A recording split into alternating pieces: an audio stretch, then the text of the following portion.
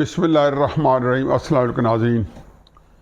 وہ امریکی کہاوت ہے یا یہ کہہ دیں کہ ایک امریکن ایکسپریشن ہے کہ chickens come home to roost, یعنی کہ جو آپ نے ماضی کے اندر وارداتیں کی ہوتی ہیں، گناہ کیے ہوتے ہیں، وہ آپ کو بالآخر آ کے بھگتنے پڑتے ہیں۔ ایک اور بھی اردو میں کہتے ہیں مکافات عمل، انگریزی میں کہتے ہیں ریٹریبیوشن۔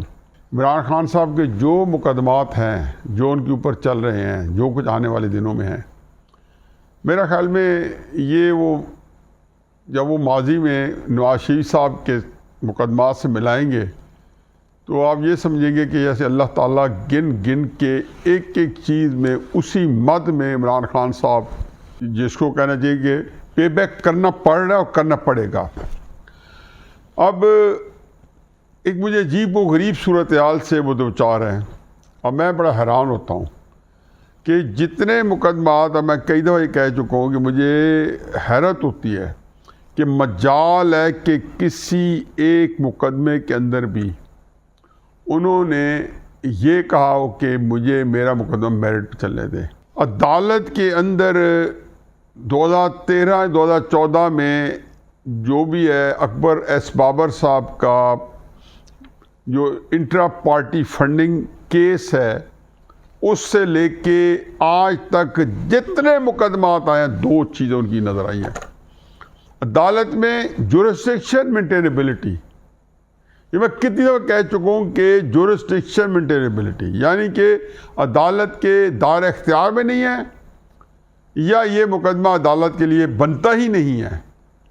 کبھی یہ نہیں کہا جی آپ چلائیں اور اس کو آپ میرٹ پہ فیصلہ کریں۔ انٹرا پارٹی فنڈنگ کیس کو 9 سال ہو گئے، اس کیس کو مجال یا 10 سال ہو گئے، مجال ہے انہوں نے عمران خان صاحب نے کیس چلنے دیا ہو۔ عمران خان کے وکیل ہیں، میں اکثر میرے ساتھ جب ٹی وی ٹاک شوز پہ آتے ہیں تو میں اکثر کہتا ہوں کہ ایک چیز ہوتا ہے کہ اگر آپ نے مقدمہ نہیں چلنے دینا تو پاکستان میں اس وقت سب سے ایکسپرٹ وکیل آپ ہی ہو، کہ جو مینٹینیبلٹی اور جورسڈکشن ٹیکنیکل گراؤنڈ یہ 3-4 ٹرمز سن کے تھک گئے ہیں۔ تقریر کریں گے تو یہ بات نہیں کہیں گے کہ یہ مینٹینیبل نہیں ہے، تقریر کہیں گے یہ میرے پہ مقدمہ بنتا ہی نہیں ہے، تقریر کریں گے تو کہیں گے کہ میرے اوپر جھوٹا مقدمہ بنایا ہے۔ عدالت میں یہ نہیں ثابت کریں گے یہ جھوٹا مقدمہ ہے، تقریروں میں کہیں گے میرے پہ جھوٹا مقدمہ بنا ہے۔ تقریر کے اندر اور بات کر رہے ہیں، عدالت کے اندر کچھ اور بات کرتے ہیں۔ عدالت میں کہتے ہیں کہ جی یہ جج ٹھیک نہیں ہے، یہ جورسڈکشن ٹھیک نہیں ہے، یہ مینٹینیبل نہیں ہے، میری یہ ٹیکنیکل گراؤنڈس کے اوپر نہیں سنی جا سکتی۔ پھر اس کے خلاف جب وہ عدالت ڈسمس کرتی ہے تو ہائی کورٹ میں جاتے ہیں، ہائی کورٹ کرتی ہے تو ہائی کورٹ کے اندر انٹر کورٹ اپیل میں جاتے ہیں، پھر انٹر کورٹ اپیل سے نکلتے ہیں تو سپریم کورٹ چلے جاتے ہیں، سپریم کورٹ سے پھر فارغ ہو جاتے ہیں۔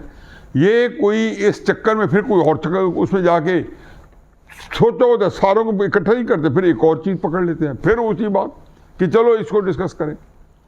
آپ یہ دیکھیں کہ توشہ خانہ کیس جس کا فیصلہ کل یا پرسوں آنے والا ہے اور جس کے اندر ایک ہی چیز طے ہونی ہے، میں اسی پہ آ کے بات کروں گا کیا چیز طے ہونی ہے۔ اس کے اندر سے لے کے کوئی کیس ایسا نہیں ہے کہ جس میں عمران خان صاحب نے اس کو میرٹ پہ چلنے کی کوشش کے لیے کورٹ کو کہا۔ اپنا کمپیریزن کرتے ہیں نواز شریف صاحب سے۔ نواز شریف صاحب کا آپ دیکھ لیں کہ انہوں نے وزیر اعظم ہوتے ہوئے امیونٹی نہیں لی، خود کہا کہ سپریم کورٹ نے سو موٹو لیا، 184(3) کا بنتا ہی نہیں ہے، اور سپریم کورٹ ٹرائل کورٹ بن گیا، ان کو سزائیں دیتا رہا۔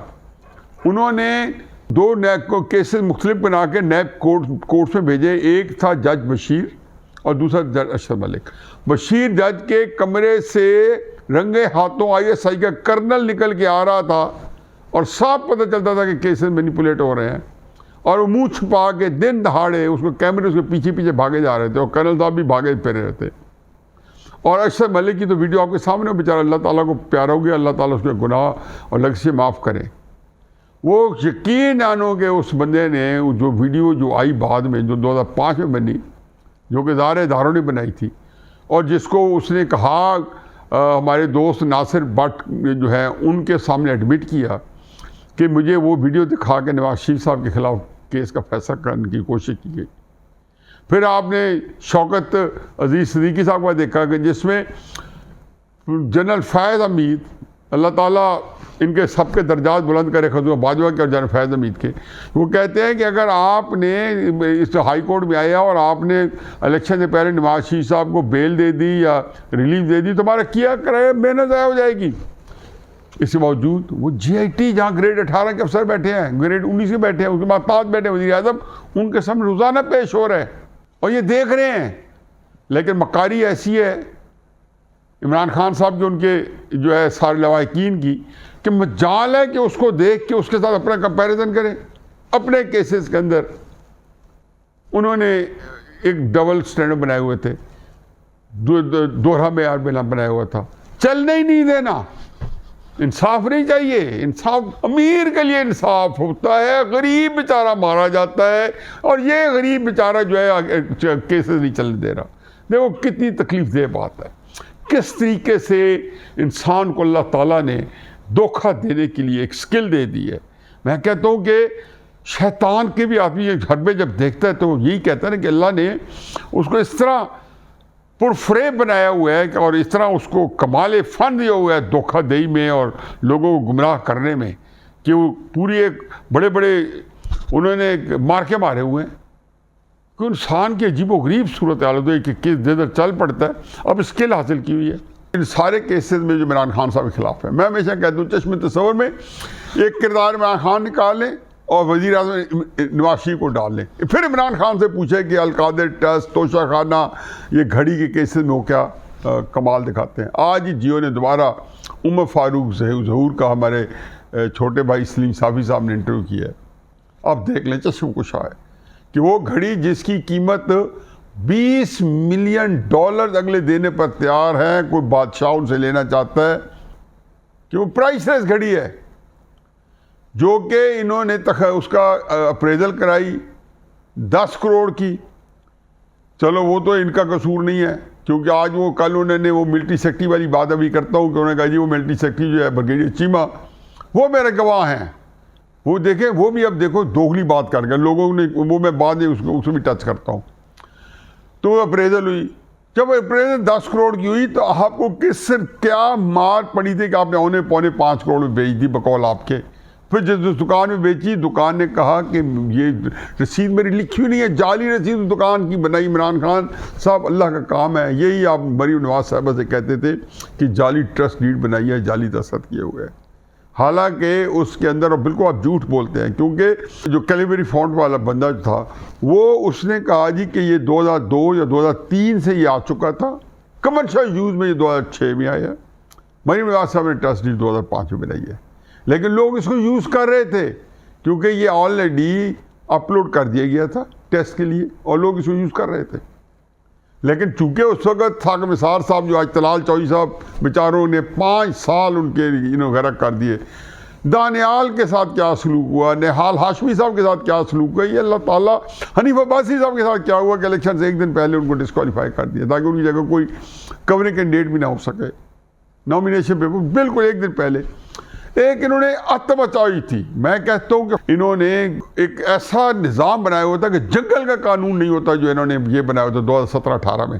یہ 3-4 جرائم پیشہ لوگ چوٹی کے، جن کا سرغنہ جنرل باجوہ تھا اور جس کی ٹیم ممبر تھے فیض حمید، جسٹس ثاقب نثار، عمران خان، یہ سارے مل کے یہ گینگ آف 4 جو ہے، انہوں نے پاکستان کے اندر تہلکہ مچایا ہوا تھا، سب کو اینٹ سے اینٹ بجائی ہوئی تھی۔ انہوں نے کوئی قانون، کوئی آئین، کوئی اخلاق، ہر چیز پامال کر کے رکھ دی۔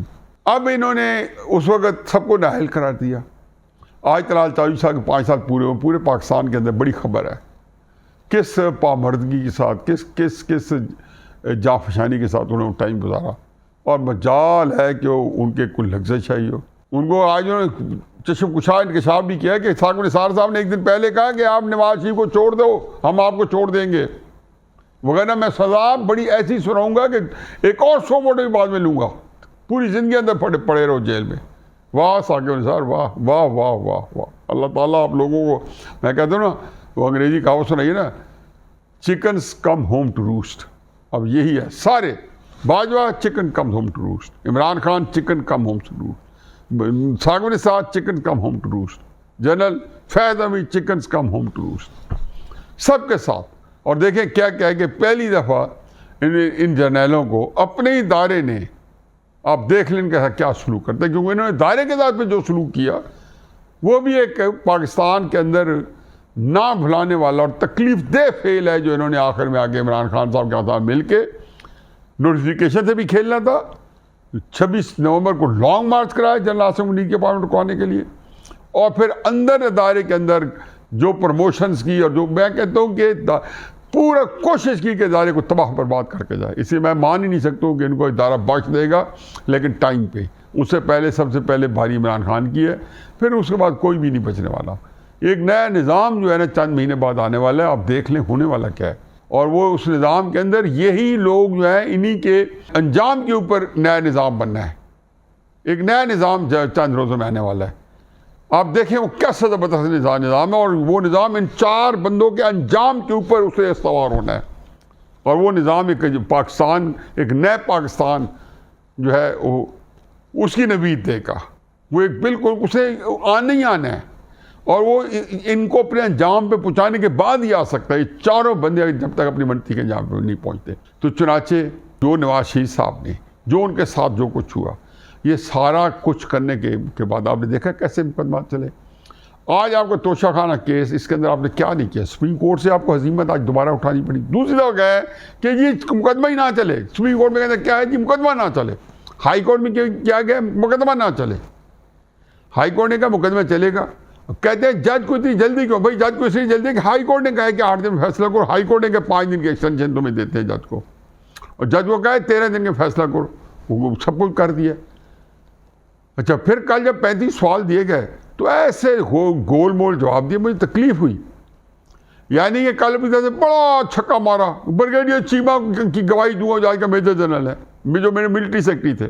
بریگیڈیئر چیمہ صاحب کی گواہی اب کیا دے رہے ہیں. کہنا وہ یہ چاہتے تھے کہ چونکہ وہ کہتے ہیں کہ گھڑی کیسے جو ہے بیچی یا خریدی, ان کا خیال تھا کہ تاثر یہ دیا کہ بریگیڈیئر چیمہ نے وہ گھڑی بیچی ہے. حالانکہ وہ کہنا درمیان میں یہ کہنا چاہتے تھے کہ بریگیڈیئر چیمہ چونکہ ملٹری سیکرٹری اپریزل کراتا ہے, تو وہ اپریزل کراتے ہیں. عمران خان صاحب نے خریدی تو انہوں نے کہا بریگیڈیئر چیمہ سے پوچھے. تو آج بریگیڈیئر چیمہ کے گواہوں میں نام دیتے تھے. گواہوں کے لیے رؤوف حسن صاحب کو لے کے کیا تھا ڈیلے کرنے کے لیے وغیرہ. بیچارے رؤوف حسن بہت ہی اچھے آدمی ہیں, سلیقے کے آدمی ہیں, ان کا کیا قصور ہے اس میں. ہر ایک پارٹی کے آدمی ہیں, بڑے ڈھائی ہارٹ ہیں, آپ کے لوئل ہیں, بڑی اچھی بات ہے. اب کل وہ یہ فرما رہے تھے کہ بریگیڈیئر چیمہ صاحب کی گواہی ڈال لیں, تو آج ان کا نام دے دیتے تھے.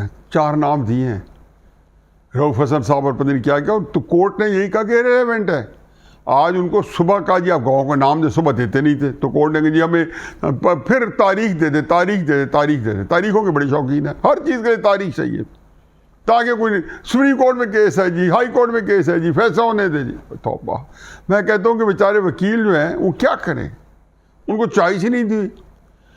اب وہ گواہ جو ہے انہوں نے جب دیے تو انہوں نے کہا تم تو سنجیدہ ہی نہیں ہو. چنانچہ کل انہوں نے کہا جی کیس آگو کریں اور اس کے بعد فیصلہ دے دیں گے. اب اس کیس کے اندر جو ہے یہ ایک نقطہ نوٹ کریں کہ اس کیس میں کچھ زیادہ لمبا چوڑا نہیں ہوگا. اس میں شاید 1 سال 2 سال 3 سال کی سزا ہو جائے اور ان کو ڈسکوالیفائی کر دیا جائے گا.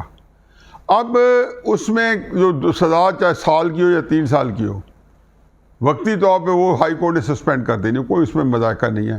بلکہ یہ کل کورٹ پہ نہیں ہوں گے, ہائی کورٹ یہ سزا دیں گے, اگلے دن ہائی کورٹ جو ہے اس کو سیٹ اسائڈ کر دے گا. لیکن جو ان کو نااہل قرار دیا گیا ہے یہ ہے 63F, جس کے اوپر کہا ہوا ہے کہ صادق امین یعنی کہ جھوٹا قرار دینے کے لیے کورٹ کا فیصلہ ہونا چاہیے.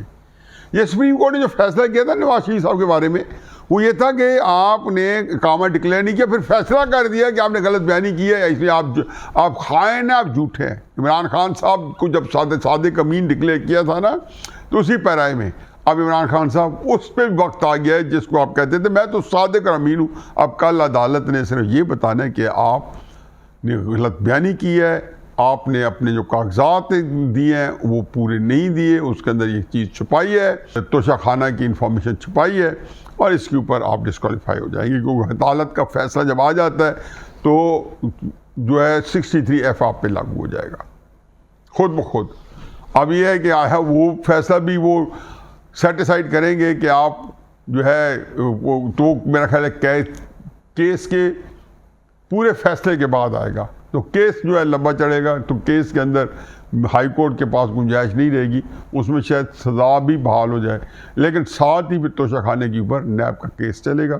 وہاں جا کے البتہ جو پیسے ہوئے ہیں اس میں ہو سکتا ہے کہ پھر فرق ہوگی بھی, آپ کے خلاف وعدہ معاف گواہ بن جائے, پھر بڑے بڑے گواہ بن جائے, اور آپ کا مسئلہ جو ہے نظام اٹک کے رہ جائے.